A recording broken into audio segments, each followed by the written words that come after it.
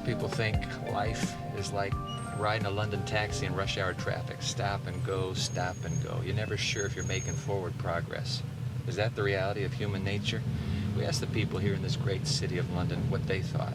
Listen to how they responded. I think human nature is, in its most basic form, how you manage to survive on a daily basis. Human nature is to resist and survive by whatever means possible. Human nature is a very peculiar thing. Yeah. Some people are very nice and some people aren't. The humanity of human beings.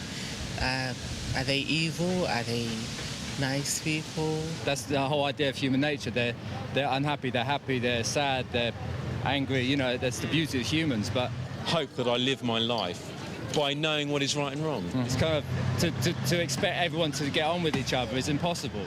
And as long as I lead a good life, then I think that's the way it should be. So I don't necessarily need a religion to do that. My name's Lee. I'm 32 years old. I live in Grantham in Lincolnshire, where I'm an editor of a small lifestyle magazine called life.info. And what do I do for interests? Oh, dear. I love going out on my motorbike, and I only stick within speed limits, obviously. And then if I want to go out and relax with my friends, we'll generally go out and have a curry and have a good time. I have a wife called Lydia, who's beautiful, very small. And we live together here in this town, and we don't have any children, but we do have 3 cats called Wobbin, Marmalade and Tiger. Where they're Well, I'm a human being, and I want to talk about human nature. You know, what is the deal with human nature? Are we just stuck in a rut, or can we get out of it? Can we get better? Can we improve ourselves? You know, why are some people good and others bad? You know, what is the deal with human nature? Hi, my name is Gert Tapp. I'm 39, turning this year 40, the magical number, and looking forward to that. I'm married and father of a beautiful daughter, Melody, and I'm working as a Dean of Men. That means I'm working at a college with students from all kind of different places of the world, about 60 different nationalities. And, so very interesting. I have a lot of different interests. I love music, but I also love a lot of active things. I love to share thoughts and ideas about human nature. There's so much going on when you meet different people, as I do in my job. There's all kind of different backgrounds, different thoughts about different things that happen in our lives, and human nature is something that goes very deep and is a mind-boggling thing. And I love to just share some thoughts with different people and see where we go.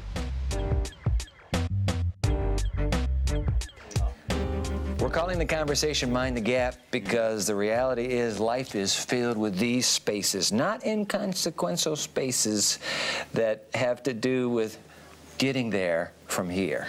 Mind the gap. Straight out of the English subway system. Is that not true? Mm-hmm. Yeah. One of the big gaps. We have to plunge into it. Oh, I wish we could avoid this one. I wish we could say, can we take a pass on this conversation? Guys, we have to have this conversation. I want to introduce it by an American author who lived in London. That's his one claim to fame, Mark Twain. I've seen his house.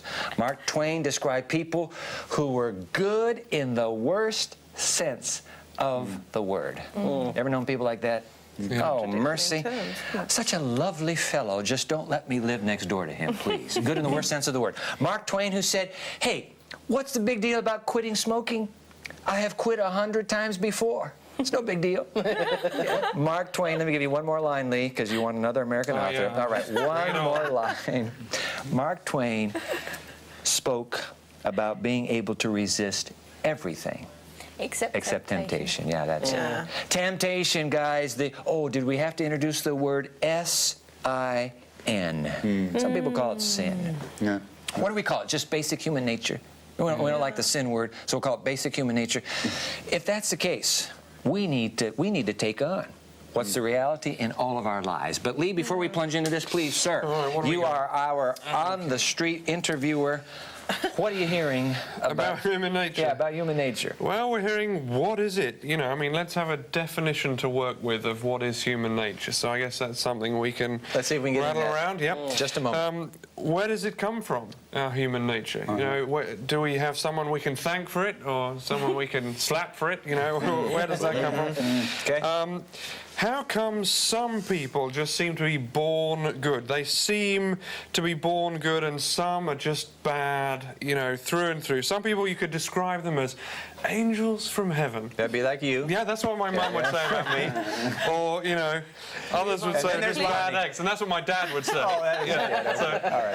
So some people are just rotten through and through. All right, what else are you hearing out there, Lee, about human nature? Human nature. What about this whole thing of the tension between good and bad in all of us? You know, there's this sort of, are we really good or are we really bad? You know, and the sort of let's put that on the radar screen. We'll get to it. And then, well, this whole thing about choice. Can we choose our behaviour, our human nature, or are we just?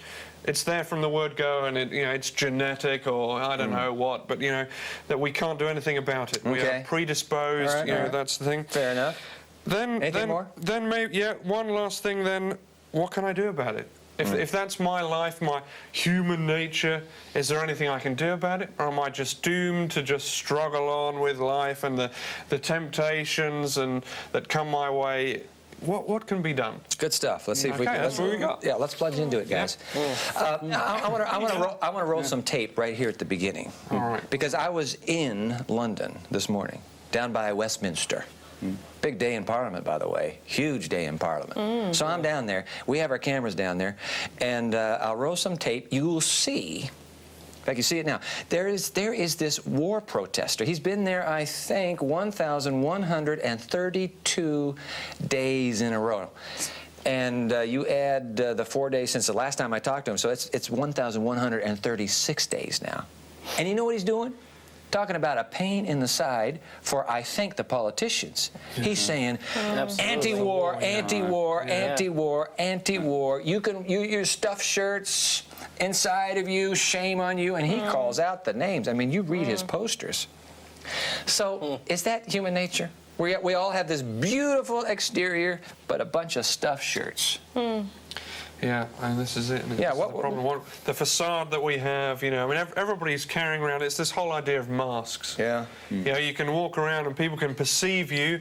You might think that I'm, a really nice person, but actually I'm a gangland criminal. No, I have to tell you. It's all about perception, isn't it? I mean, you want I'll to see it. Perception. see, yes, perception. You want people to see you in a certain light for fear of them finding out who you, as you say, who you truly are.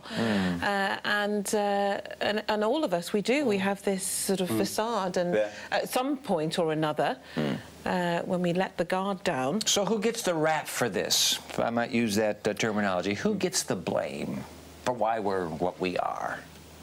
Well, have you ever heard of no, you have, a comedian named Flip Wilson? You never heard of him? No. Flip Wilson. No, he used to his gag line was, "The devil made me do it." The devil made me do it. Everything was blamed on the devil made me do it. But can't we really put the rap, Lonnie, on just some sort of external force? Well, people always say that, you've got to be responsible for your own actions, haven't you? And in our society, we hold people accountable for their own actions. That's why we send them to prison if they do something wrong, if you've done something wrong, then, then you're... you steal my cookie, you have to give me it back. Yeah. Or you get a slap for it, You get fined and points on your life. Oh, sorry, no. You're well versed in this, Lee. No. So this exterior that is very presentable to the public that is looking on can mask a reality that is very much antithetical or opposed to what's on the external. And I think that's for everyone. Regardless. To a lesser or greater degree, what you're hiding, if you like, the things that you keep to yourself.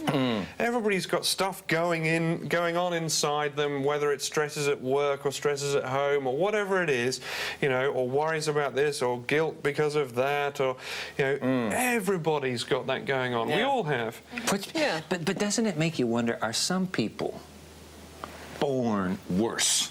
I mean, they're just some rotten apples that you say, and then others are the paragon of virtue. You look at them, whoa, But then if you followed that through, then you'd have, let's say you had, you know, a criminal community, and you'd say that there's nobody who could come out of that who would be good, you know. Well, there are such things, aren't there? Criminal communities. You know, you've got the mafia and that kind of stuff, haven't you? Yeah, you've got all this big family of baddies. But then there are good So people. a goodie could come out of a family of baddies, is what you're saying? Sure, absolutely. And vice versa. You Because could have, the women you know, aren't. The women aren't bad. It's just the men. I gotcha, yeah, right. Charles Manson, ever heard of him? Charles Manson. Yeah. The Sharon Tate murders. Yeah. Helter Skelter. Wasn't that the book? Truman Capote's book, Helter Skelter. Charles Manson. Here's an interesting story. You've never heard this. I'm going to tell it to you now. At the age of 3, his mother, by the way, is a prostitute. Okay? So the boy is born to a prostitute. At the age of 3, he remembers hearing her turn to a barmaid and say to her, listen, how much would you give me for this kid? And the barmaid said, I'll give you a pitcher of beer. And they exchanged the pitcher of beer, and Charles Manson went to the barmaid for the rest of his childhood. Now, that was a grisly. That's no excuse for the grisly Sharon Tate murders, the bloody murders. But... what a start. Yeah. You know, you and I have to be careful. I mean, this Jesus of Nazareth, when he was here, one line, judge not that you be not judged. Be careful about pointing a finger. You do that all the time. We do. Unconsciously. First impressions, you'll look at someone. The guy's just... You know, there could be the wrong colour of skin, they could have the wrong type of hair, they could wear the wrong sort of clothes. Stereotypes. Yeah, and we're labelled. We label people all the time. We do it well. And I saw this thing on the telly. It was some sort of school reunion, and they were trying to pick up where they left off, I don't know, 10, 15 years previous. And there's this one girl who nobody could quite remember. It's like, well, you were there. It's like, were you in the picture, surely? And it turned out she was like the dorky one, you know. She had thick, you know, glasses and, you know. Coke bottle, she was quiet, and nobody quite remembered her. But then she'd had some other experiences in her life. She'd gone to university. She'd got a good job, and now she was, you know, quite glamorous, and she had a bit of money, so she had some nice clothes and stuff. And people were like, "Who were you?" And then she totally transformed. Caterpillar to a butterfly. Yeah, that's right. But nobody remembered her. It was really weird. Nobody actually had any memories of her because she wasn't one of the shining lights when they were at school.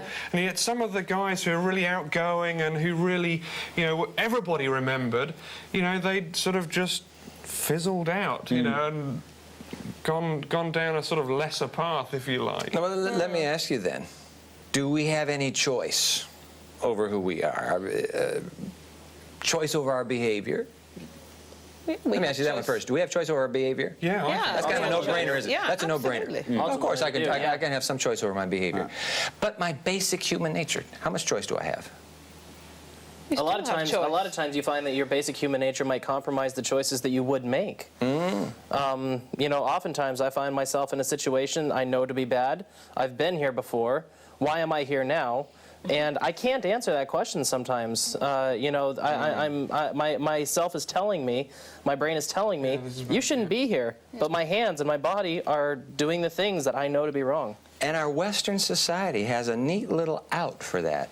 I don't know if it's the emphasis is as heavy over here as it is where I come from. Yeah, I can't help it because it's part of my parents. It's my genetic lineage. It's not my fault. We say at home, we have this thing, and I say to them, don't say to me that you can't help it. Yeah. You go, Mom. You go, girl. You sound like my mom. I am a mum, that's why. But this is the thing, you see, my kids say to me, oh, I can't help it, Mum. Yeah. But, you know, I can't. Yeah. Why can't you help it? But you know what? I've given you everything. I would like to suggest, Althea, that those kids may be right. I want to put something out on this imaginary table that we keep in the middle of our conversation. In fact, Lonnie, you've got the Old Testament from that ancient book called the Scriptures. Would you please read for us Jeremiah 17, one line, verse 9. The heart is deceitful above all things and beyond cure. Who can understand it? Mother, we just found the perfect app for your kids. Well, they are born that way. You know. I didn't give birth to them like that. Thank you very much. Well, they heavily favor their father anyway. They are. They're just like him. I wish I'd had that text when I was a kid. Yeah. You could have thrown But that Lonnie, back at your mum. what do you hear being said there? Well, you know, it's saying, you know, the heart is deceitful above all. You know, we're born with a natural, you know, instinct to be bad almost. I mean, we're bent towards bad. You watch little kids, but is that an excuse? Playing together. Is that an excuse? Yeah, but watch it. I'm going to finish this point. Watch the little kids. Kids automatically snatch. They're automatically selfish. They're automatically me. Mine, yeah. Exactly. And, you know, you try and teach them to share, and someone takes their toys and they cry. And we don't teach them that. We try to teach them to be other-centered and to share and to play with other children. But they don't. Their automatic instinct is me, give. Yeah, Lonnie, we teach it to the children. And what do we do ourselves? What kind of problem do we have? We go to a party and there's this huge plate with beautiful big piece of cake, and there are a few smaller ones. And you count very quickly, like, how many people are here? Like, I better take this big one because it's going to be gone. I mean, that's the first instinct that you have. It's the first instinct, like, I want to have the bigger piece. And maybe it's not the cake. Maybe it's the job opening in the corporate ladder. There's so many things in life. But then Good point, Gert. Society kind of teaches that if you want to move up that ladder, whether it's corporately or socially or whatever it is, you've got to be prepared to step on some people's heads on the way up. And well, so be it. I mean, I've worked in many organisations, big corporates, and, you know, the ethos is, you know, if you're ambitious and you want to get somewhere, you've got to do what it takes. And I remember if you and I were colleagues, would you, and we were competing for the same job, how likely would it be that you would sit down and say, Craig, this is your job. You can have the pay raise. You can have the prestige. I'm just going to sit back. Unlikely. You wouldn't. I wouldn't do it. Unlikely. And guys, let's not remember the judge not a line. Let's not finger the corporates. Because the fact of the matter is that not all of us? From childhood, from babyhood. That's how it works. From the cradle to the crypt. Yeah, we're kind of conditioned like that. We will automatically make that response. I want you to pull out the New Testament this time. Let's take a look. This is a rather poetic passage and extended. Romans chapter 3, verses 10 through 18. Put that on the table. Let's listen to these words. There is no one righteous, not even one. There is no one who understands, no one who seeks God. All have turned away. They have together become worthless. There is no one who does good. Not even one. This is pretty pessimistic. Not even one. Hang on. Their throats are open graves. Their tongues practice deceit. The poison of vipers is on their lips. Their mouths are full of cursing and bitterness. Their feet are swift to shed blood. Ruin and misery mark their way, and the way of peace they do not know. There is no fear of God before their eyes. Whoa, guys! I mean, suddenly now this great energy and optimism we had has been that the balloon just went. Pretty nasty to me. This passage here, you know, it said that there is no one who does good, not even one. I mean, that's not right, is it? That's not what we see in the world what played about? out, is it? You know, there are good people. There are people like Mother Teresa. You can't you know, say to her, you know, she's done nothing good. There are people like us every day who do good things. Exactly. I mean, I've never killed anyone in my life. And in fact, the book is written by one who is reputed to be probably the greatest Christian who ever lived, Paul, St. Paul. And he certainly knew that he did good acts. I mean, we have stories of Paul, historical narratives in the New Testament of him healing. By the way, we've got a conversation coming up on healing. That is going to be one discussion that we get into. But Paul, that would be an act of good. I mean, Mother Teresa, that's healing in a sense. So he can't be saying it's impossible for anybody to do anything that's good, can he? So what's he mean then when he says that nobody's good? What's he dealing with? What's our subject here? Human nature. Human nature. The underlying nature. There's something, there's a bent. I think you said it a moment ago, Craig. There's this little bent, and the bent is always towards me. I'm always looking out for me first. And you know what? Sometimes I do what I think is a really good act. I even get my elbow out of joint patting myself on the back. It was so good. But the problem is the motivation for doing it. The motivation for doing it. And in the night watches, I'll wake up and I'll think, you creep. I'll tell you what you did something admirable, but you did it for people to know that you did something admirable. Yeah. And so I'm guilty. I'm guilty. Yeah, I know. I'll tell you what I did a few weeks ago. I was in a town close to here called Bracknell. There was a homeless man he was literally rummaging through the garbage. We were with a group of friends, and I said, hey, let's go to the fish and chip shop, buy this guy a meal, all right? You are So a we man. did it, and just like Dwight said, afterwards, I was thinking about it. It made me feel so good. I was gloating over myself. My friends were saying, that was such a great experience. We should do that more often. And, you know, so where was it? Where was went it? all the reward for that one. Yeah. Okay, guys, look. The fact is, in fact, Gert, you got a line. I want to get that line. It's also from the same book, Romans. Same man, that great intrepid earth-wandering writer named Paul. Notice the struggle here. Does it sound familiar? I mean, this is quite depressing when you sometimes read it, and at the same time it's almost like reading about yourself. I know that nothing good lives in me, that is, in my sinful nature. For I have the desire to do what is good, but I cannot carry it out. For what I do is not the good I want to do. No, the evil I do not want to do, this I keep on doing.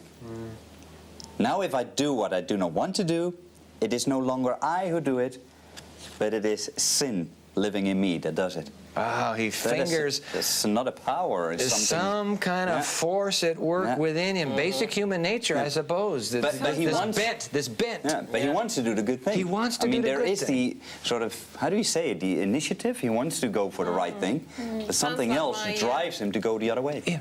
We've been talking about the possibility of a God. Did God create this bent toward ourselves? I mean, how did you get evil in a supposedly good universe? How do you get evil? Well, from the... When you put the D to it. Put the D to it. Put the D to it. Devil. Devil. Yeah.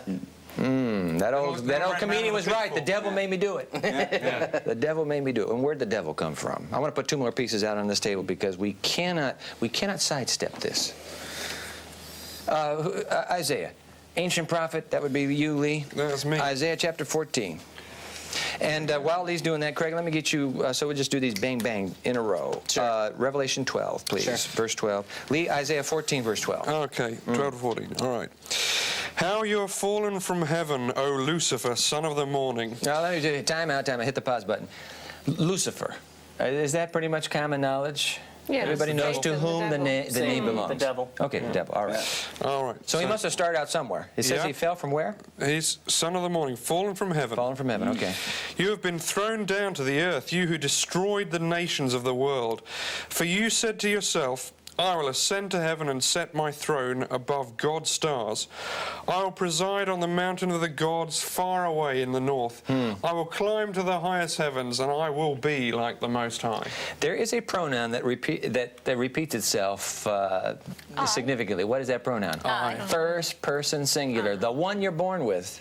The one you were born with, Lonnie, as you pointed out. Me. I. First person singular. He's like that ambitious executive. So this bent might have come, we might have gotten it honestly. It came from somewhere, and that somewhere is a being. At least what this is describing, isn't it? Describing a being in the very presence of God who rebels. That's why I want to put the apocalypse now with this. Okay, here we go, Revelation 12. Therefore rejoice, you heavens, and all you who dwell in them.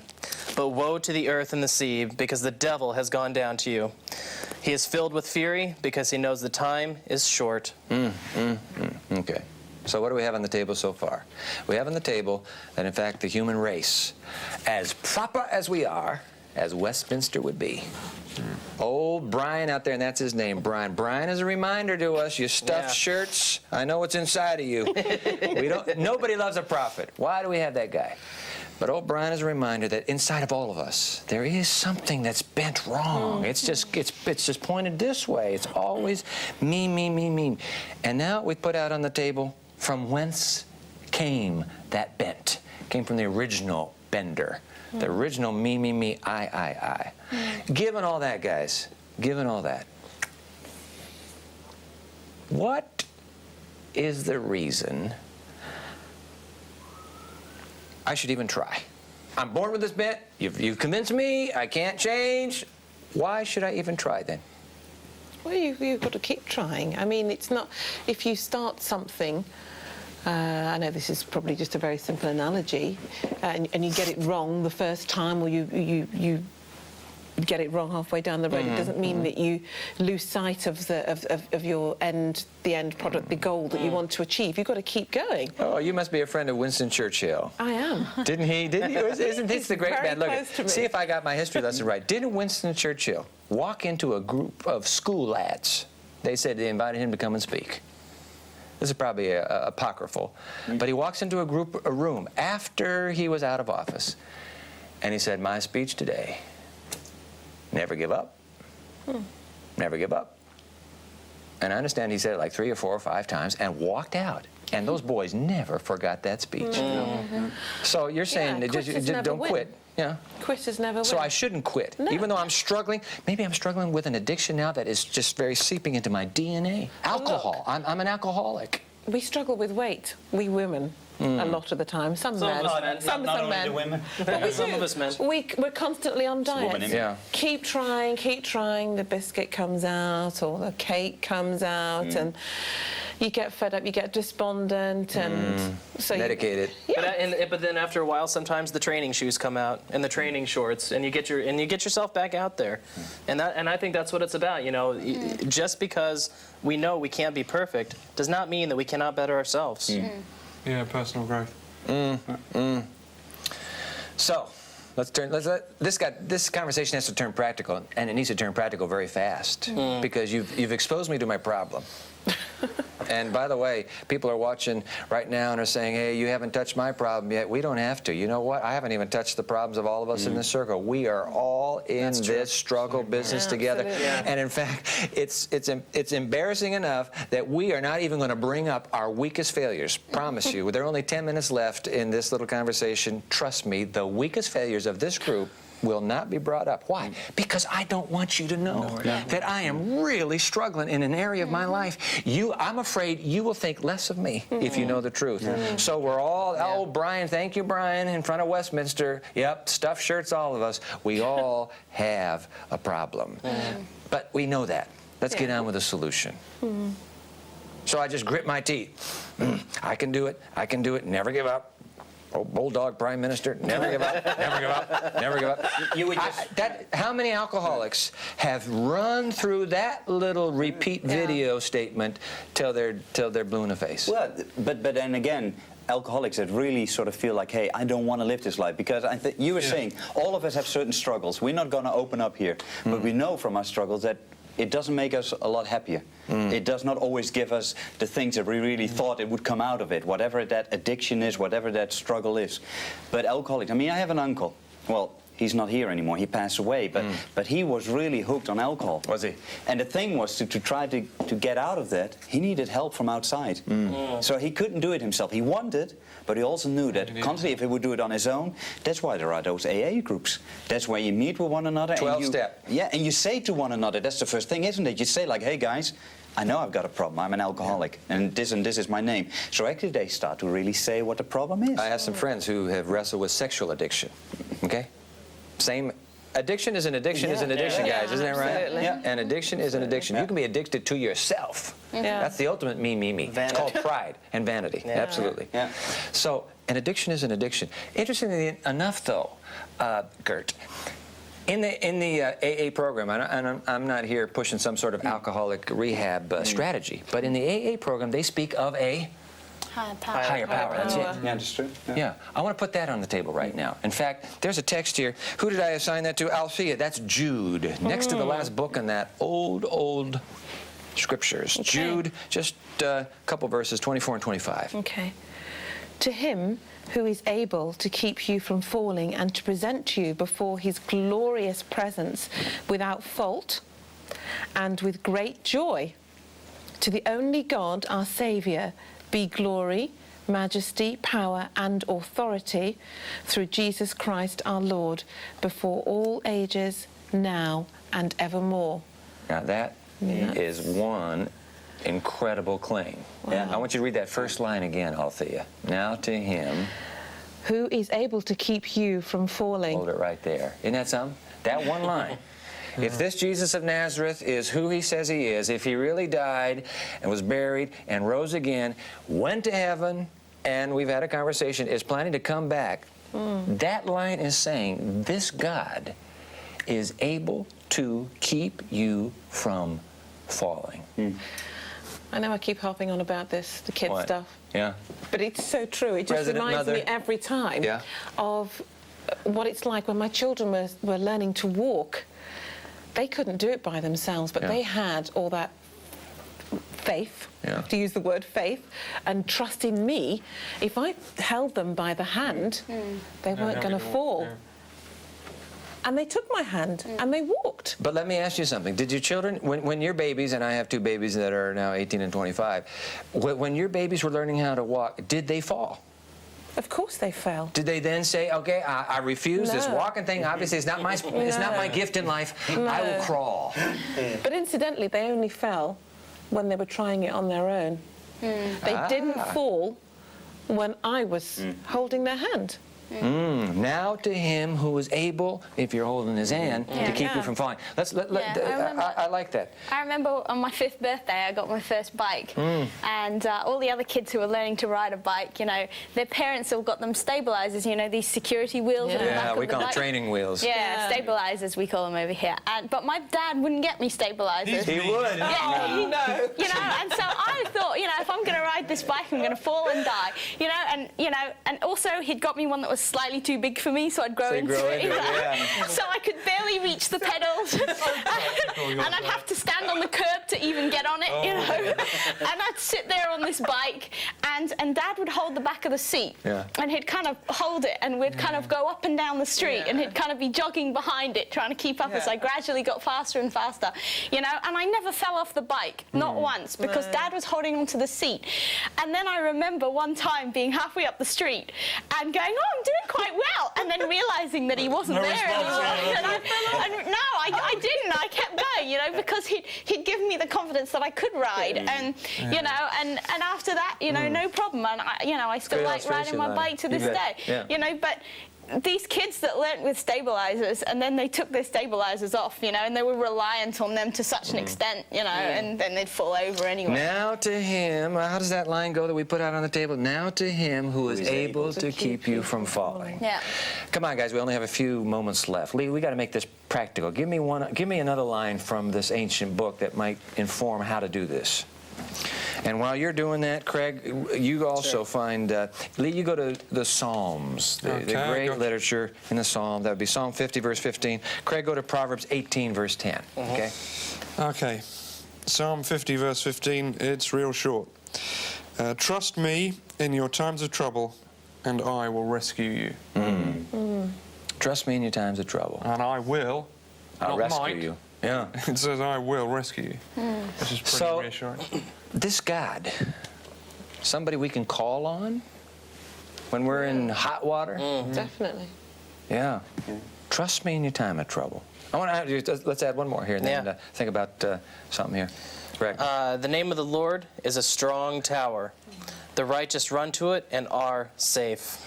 That's kind of solid, isn't it? Strong tower. A strong tower, and just fleeing towards it, you know, running to it. I'm in a land of strong towers, man. I love it when they're saying, like, I'm running towards it. I mean, last year during the summer I was running. Yeah? But I was running from one of the buildings here on the campus towards my house because it was on fire. And I tell you, you're running and you start talking to someone, to a higher power. Like, because this is out of my reach, and you see the smoke coming from your house in the distance. And I tell you, you're coming in and you see some guys then already trying to get the fire out, and then the fire brigade comes in. But afterwards you say, like, man, there is a higher power to look after you. But Gert, I mean, what a metaphor of life. In an instant, our personal lives can go up in flames. I mean, you think you're riding high and easy, and boom, something within you and everything that you had tried to repress comes out. You say a word. I think of all the times my wife, you know, she's my queen. But there, and I'm thinking to myself, don't go there. Don't say a word, and boom, that thing comes out. What I don't want to do, and there goes the fire. Fire in the tongue, just napalm, man. Set it ablaze. I did it. But the strong tower concept, Lee, because this is your homeland. It is. This is a land of castles. Karen and I went up to, just did a castle tour once in this country. Beautiful castles. What is there about a castle that's reassuring? They're still standing. Yay! I mean, you've got a structure that has been built in the 16th century or something, and it is still there. You know, rock upon rock. Yeah, that's right. And also, they're generally then a vantage point that gives you this safety. So you know, you can look all around. Once you're inside, you know, you've got those little sliddy windows, and you can see outside, but people can't see you on the inside. This is the whole thing that we were saying about Mars and stuff. You know, people can't see what's in the inside. Once you're in there, that is you're safe, and that's quite a thing to that feeling of safety. We want that, don't we? Oh, you want to feel safe. Yes. You need it, yeah. And so the line, call upon me, trust in me, and I'll deliver you. And you run to my tower, run to my fortress, run to my castle. We ought to sing a song. There is a flag flying high. No, you don't want that one. Okay. Where'd that song come from? Was that your idea, Althea? Yeah. I think it might not have But been. the castle concept. You know what? When I get in trouble, I would remember that there is a castle very nearby, Gert. I don't have to run halfway across the block of the city. There's a castle nearby, and if I run to it, I am safe. Now, who's the ruler? Who's the king in that castle? Lonnie, let's put one more piece out here before we go to my wrap. Colossians chapter 2, verse 15.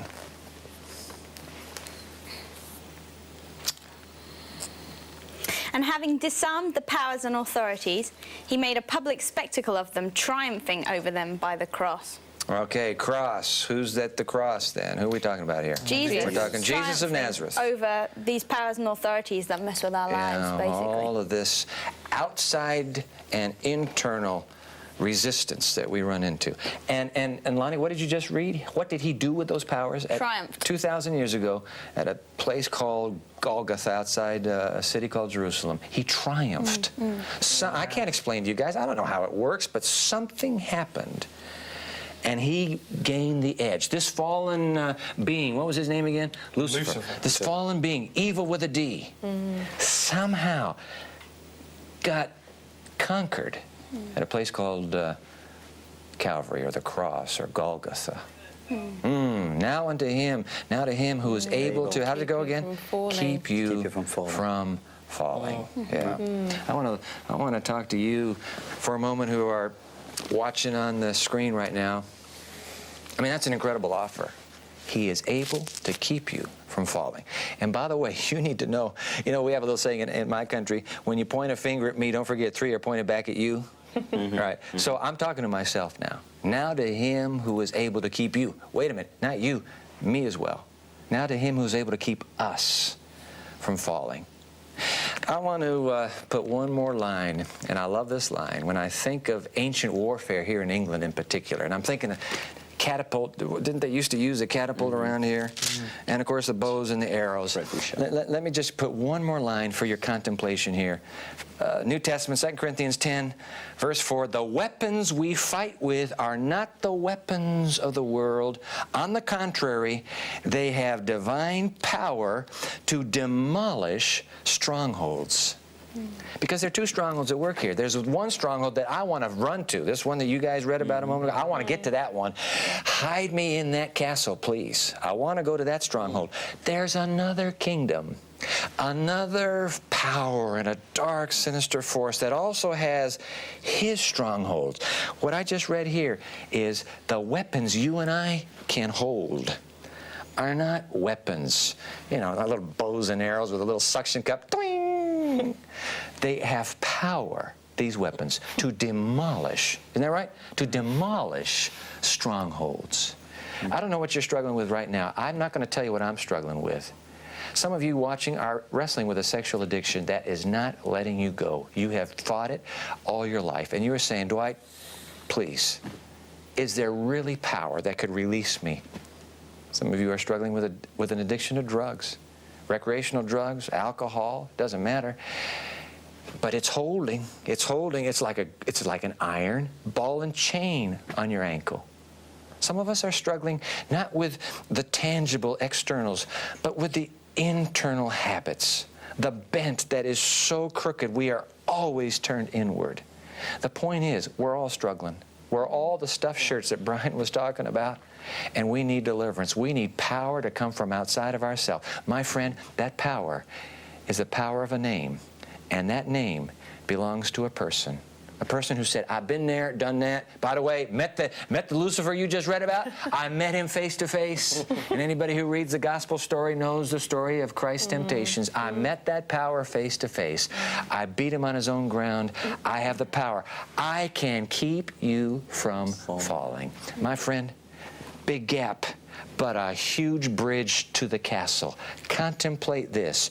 You can cross the bridge of Christ, and you can be in the fortress. Live safe, live free the rest of your life. It's yours for the asking in the invitation of Jesus. I want you to contemplate that. Think about it with me. You the same. Let's roll some music now as we consider his offer.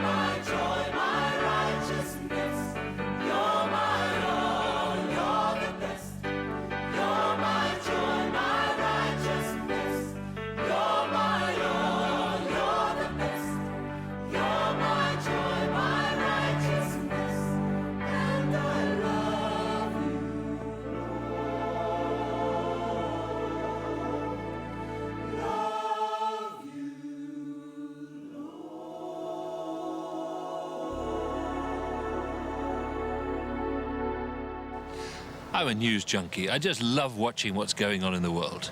It's like a roller coaster, a drug, all the ups and downs of what happens to people. But when I see the acts of barbarism, terrorists and violence, I wonder myself, what makes people that way? Why Why do they do these things? And then somehow I feel a strange sense of comfort when my wonderful, lovely government says they're going to strike back. And then I feel a heel for feeling that way too. I look along the road and I see these people with massive cars and massive outfits. And I think, what made them so selfish? And then why am I so envious that they have so much? Which of the two do you want me to release to you? Barabbas or Jesus, who is called Christ?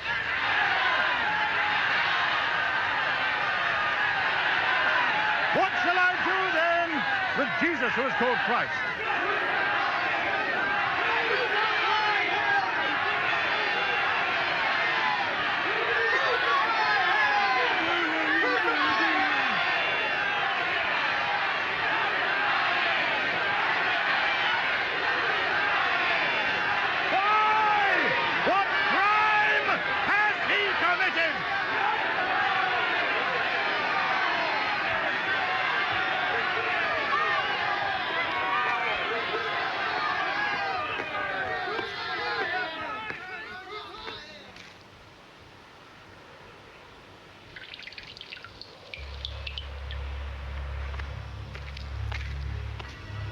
I am innocent of this man's blood.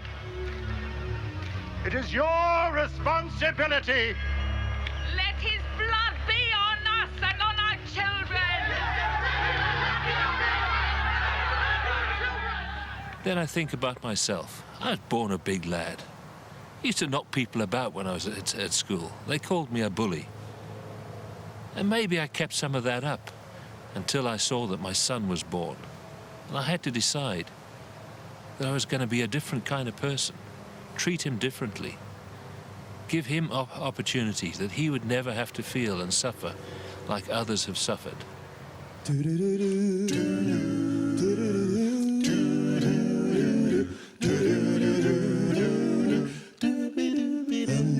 Amazing grace, amazing grace, how sweet the sound, how sweet the sound that saved, like me, and saved a wretch like me. I once was lost, but now I'm found, but now I'm found, was blind, but now I see, was blind, but now I see. 'Twas grace that taught, 'twas grace that taught my heart to fear, my heart to fear, and grace my fears relieve, and grace my fears relieve. How precious dear, how precious that grace appears to me, that grace appeared the hour I've heard, the hour I first believed, the hour I first believed, when we've been there, 10,000 years, bright shining, shining, bright shining, bright shining as the sun, shining as the sun. We've known less days to sing God's praises than when we first begun. We're gonna sing His praise of His amazing grace. Yes, His amazing grace. Amazing grace. Let me make that invitation one more time. I wish you would make a personal decision to cross this gap. Whatever the gap is, there is a bridge for you. Contemplate it. By the way, if you want to connect with us in some way, let me put a web address on the screen, an email address. There's a telephone number as well. We'd love to connect with you. Keep the conversation going. Keep the contemplating going. In fact, let's do it right now. You're watching with somebody beside you. Turn to that person and say, hey, listen, your human nature, my human nature, how do we live above it? Does it really work? We're going to keep the conversation going. Again, this is Mind the Gap. Join us next time for more of that journey.